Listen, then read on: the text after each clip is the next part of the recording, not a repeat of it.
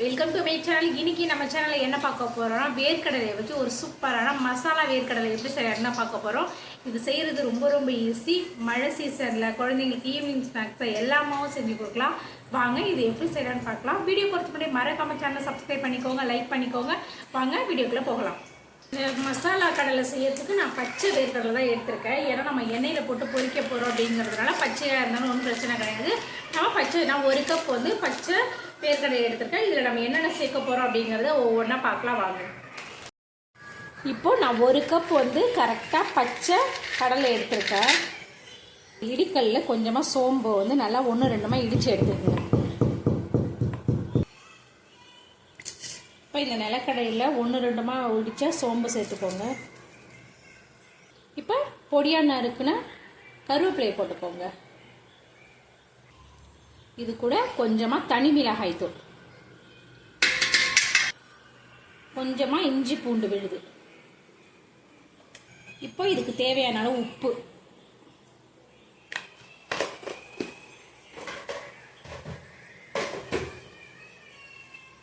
இப்போ இதை நல்லா மிக்ஸ் பண்ணி எடுத்துக்கலாம்.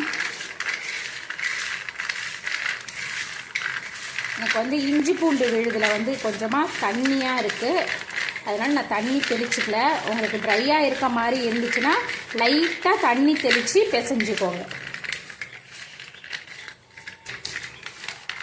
இதில் வந்து நம்ம வந்து சோம்பு அந்த கருவேப்பிலை இதெல்லாம் போடும்போது நல்ல மணமாக இருக்கும், அதுக்காக தான் அதெல்லாம் சேர்க்கறது.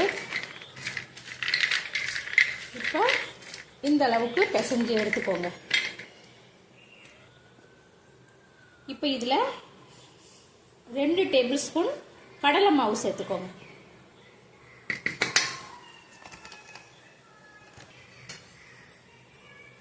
ஒரு டேபிள் ஸ்பூன் வந்து அரிசி மாவு சேர்த்துக்கோங்க. இப்போ இது எல்லாத்தையும் நல்லா மிக்ஸ் பண்ணிக்கோங்க.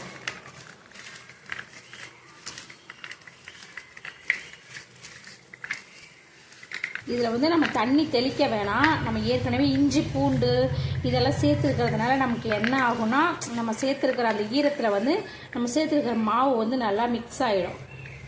சேர்த்துருக்கிற மாவு வந்து நல்லா மிக்ஸ் ஆகி அந்த நம்ம கடலை மாவு அரிசி மாவு எல்லாமே நல்லா அதில் பிடிச்சிக்கும்.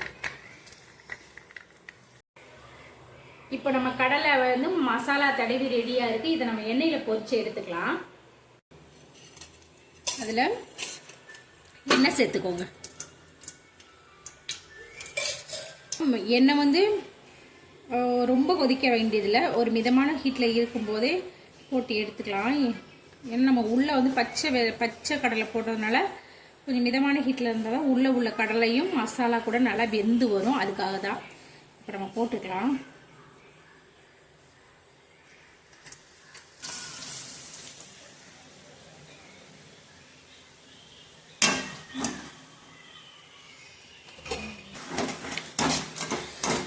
அவ்வளோதான். இந்த அளவுக்கு நம்ம வெந்ததும் எடுத்துடலாம்.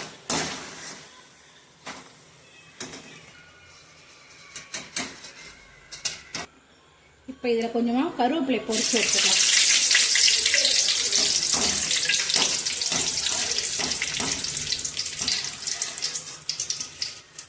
நசுக்கி அதையும் பொரிச்சு எடுத்துக்கலாம்.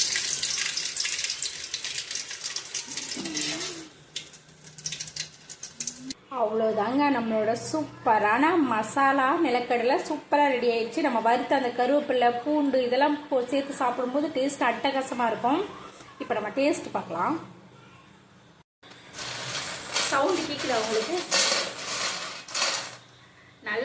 நல்லா சூப்பராக மழை பெய்யும் போது நல்லா ஸ்ட்ராங்காக ஒரு டீ போட்டு இந்த மாதிரி ஒரு ஸ்நாக்ஸ் செஞ்சு சாப்பிடும்போது சூப்பராக இருக்கும். இப்போ நம்ம டேஸ்ட் பார்க்கலாம் எப்படி இருக்குன்ட்டு.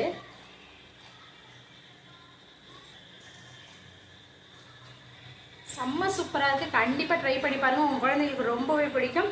கடலை கிடைச்சதுன்னா ட்ரை பண்ணி பாருங்கள். சேனல் பிடிச்சிருந்துச்சுன்னா லைக் பண்ணி ஷேர் பண்ணி மறக்காமல் சப்ஸ்கிரைப் பண்ணி சப்போர்ட் பண்ணுங்கள். இதே மாதிரி நாளைக்கு வேறு ஒரு வீடியோவில் பார்க்கலாம். டாடா பாய்.